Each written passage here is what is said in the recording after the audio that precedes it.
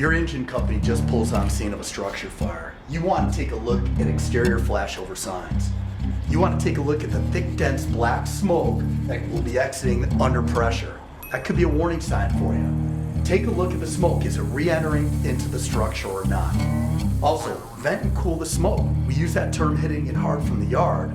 Well, let's cool that smoke and bring it down to reduce the flashover effects. Go versus no go. What's the risk versus gain? Do we have somebody living inside there? Are we in a life-saving priority or not? Small box versus big box. We have a Home Depot, we have a Walmart, we have a big business, but it's locked up at 2 in the morning, but we got smoke puffing from the seams.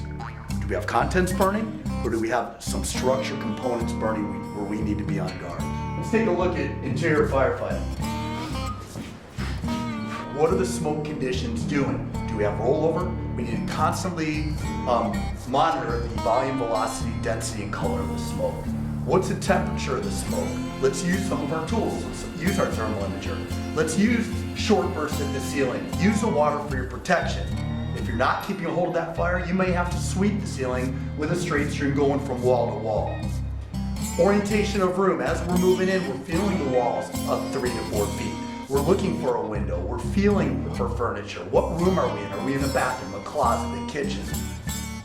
We want to identify the egress as we go in from each threshold. We want to protect it. And how we're going to protect it is leave a firefighter at that door. Go versus no go. We talked about it. Risk versus gain. What priority are we in? Are we in a life-saving priority? Do we have somebody viable where we need to get in and get after them? Horizontal ventilation may draw the fire toward and away from the firefighters or occupants. If we get a breach in a window, if we get forcible entry in a roll-up door or a regular door, is that going to change the dynamics of the fire? You bet. It could draw it, and we need to be on guard for that at all times. Let's take a look over at interior flashover signs.